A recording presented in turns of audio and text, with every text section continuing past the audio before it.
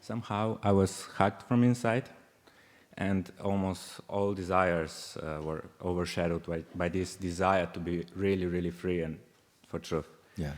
And the only thing that is burping up like intensively is this fear of death and of the body, the attachments to the body and to the body mind. And I would like to kind of like ask you to look together at it so that we can see who's afraid of. I see.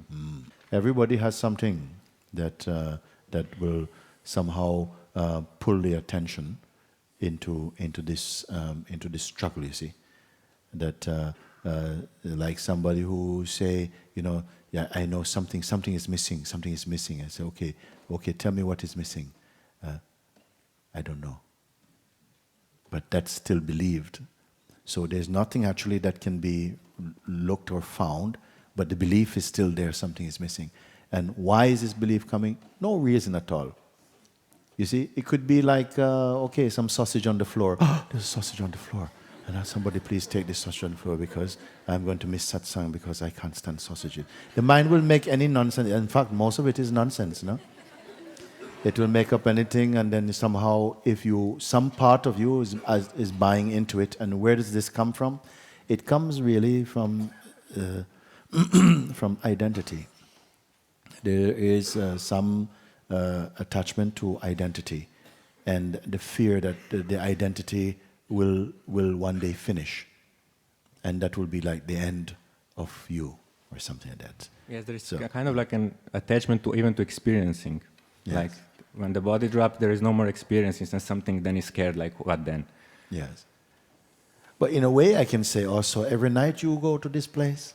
Yes. Isn't it? Every night you go to a place where there's no experiencing, nothing at all is there, and you don't go to bed screaming, I don't think.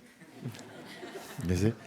So we quite look forward to sleep after a long day, especially when the consciousness has been so busy in the day, and something now it's closing down for the day, closed shop for the day. And something just falls into that space of sleep so beautifully, so yieldingly. You go and surrender to your sleep. And you're very happy to be without your thoughts. You'll be very happy to be without experiencing. You'll be very happy to be without identity. You're very happy to be without your attachments. You're very happy to be without life, actually. Isn't it? And something is there. Where do you go? Or that one which was awake and who talks about getting caught by this one happened, what happens to this one? Also it's not there. But something is there. And it's here now also.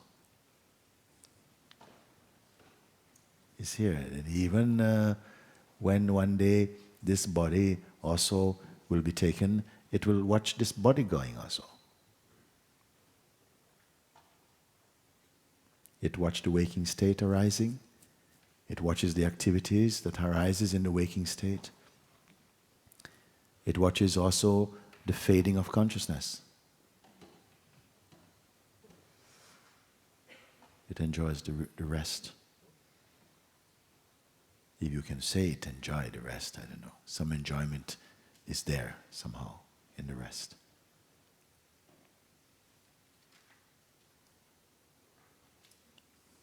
You're not only alive in the cognitive state, meaning that when the consciousness is functioning, that's how you know you're alive.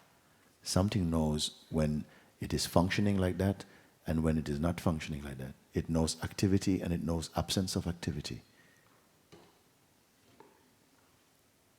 And both have to be there in in the dynamic state, both activity and rest must be there. But there's something there that watches both activity and rest. And it's here right now. Now don't try to find that like you try and find other things. If I'm looking for my glasses, trying to find, here. It's not going to be found like that. It's not going to be found as an object. Even the very searching for it is observed in it and by it. You see, this is the thing that really has to be understood now. That it cannot be found, that the ultimate cannot be found as an object. It is not an object. The one who is seeking itself is object to it. Do you follow like that? The one who is searching for the ultimate, to then say, aha, eureka, I have found the ultimate. It cannot be. Because the one who is seeking itself is watched inside the ultimate. You are the ultimate. But not as we've been conditioned to see. And if we live only in the realm of our conditioned self, then you will not find it like that. You will only experience that which is belonging to the relative plane, the sense of evolving, the sense of evolution, which is okay. It's also an expression of consciousness. You're searching for something, and there's awareness of your search. The awareness of your search is it searching. Is it not a stillness is here, you see? No anxiety is there. No duality is there. Nothing to report. Nothing to achieve. Nothing to heal. Nothing to change. Nothing to fix. Nothing to get. Again, nothing lose. Nothing like that is there. But the mind is very near, edging up. It's coming. What are you going to do now? And something goes, what am I going to do now? And both the sense of the mind coming in and what am I going to do here is still watched from this place. Now, where are you? Who actually are you? Because it seems we have the capacity to shift about in different dimensions within our own being. To function from the level of being a person, and this is happening to me, and my body, I'm going to die, and at the same time to be observing that, and at the same time to see from the highest place in you that all of that is still the play of the waking state. But that state cannot be called just the waking state. Are you aware or not of this, you see?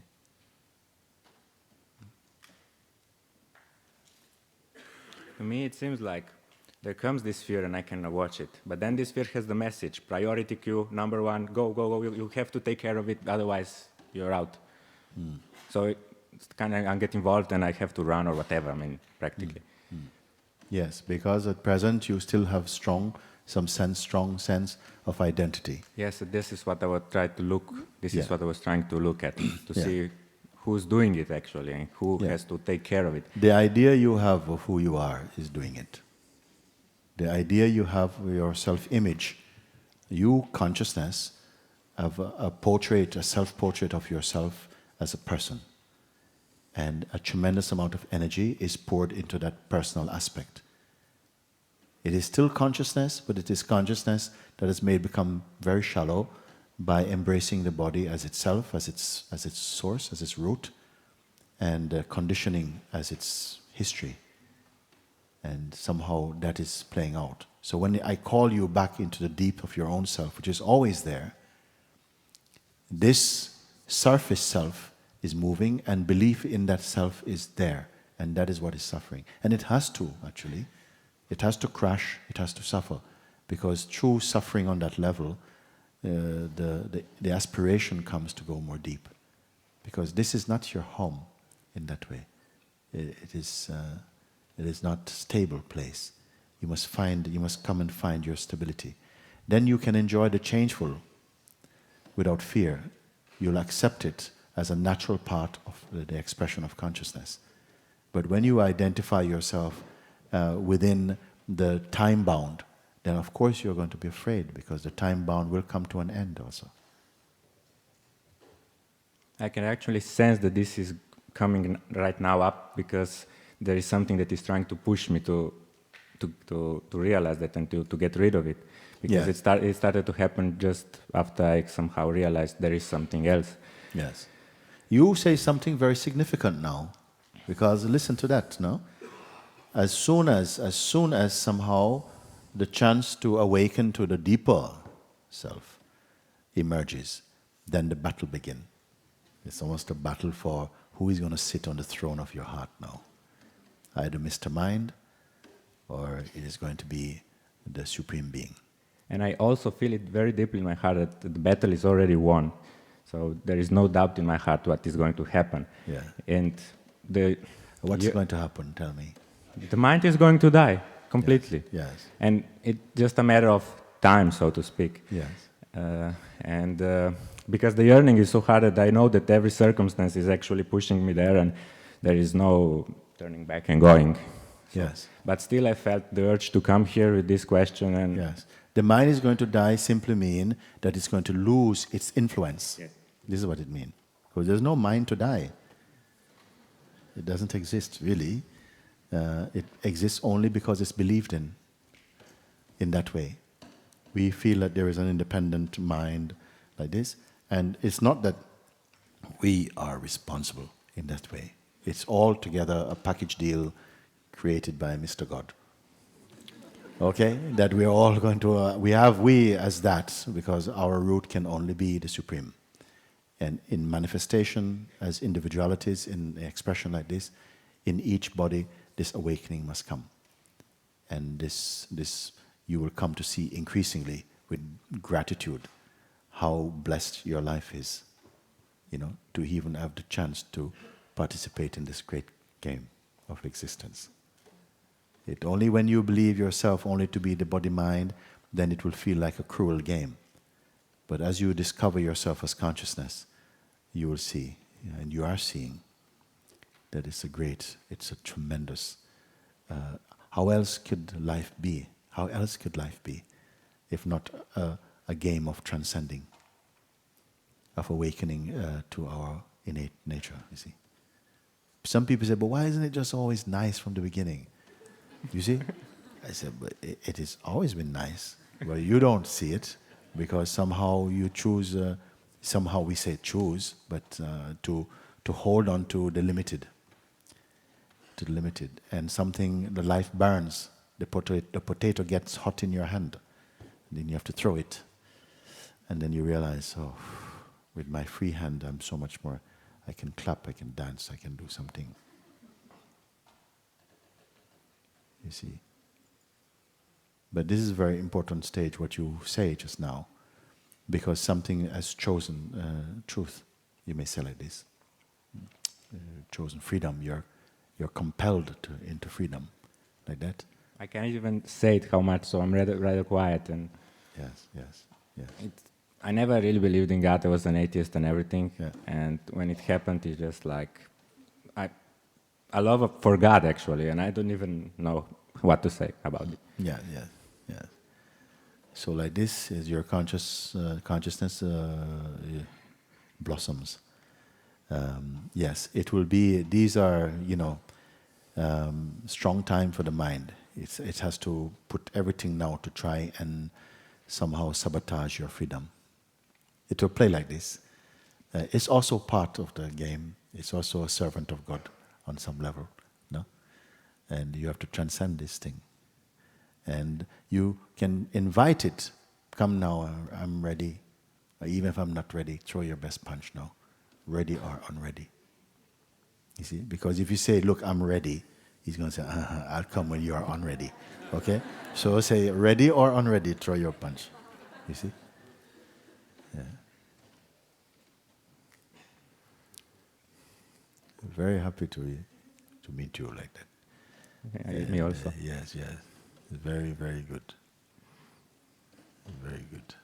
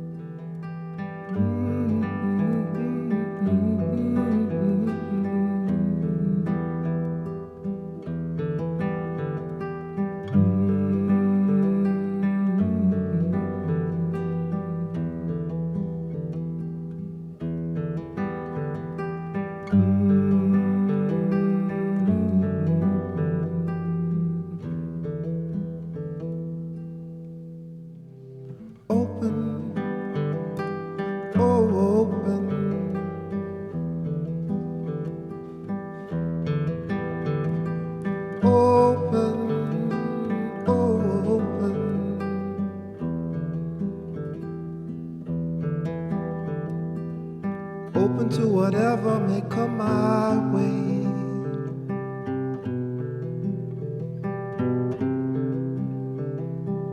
Open to be open to come what may.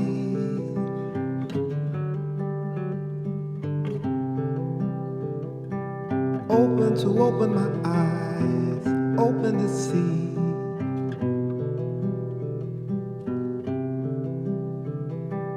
Open to be free, open to be.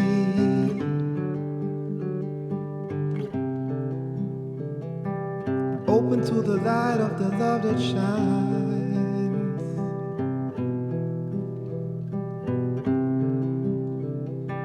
Open to accept, open to I don't mind.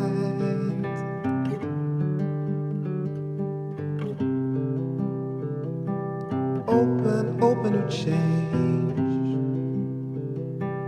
and to the changeless. Open to myself.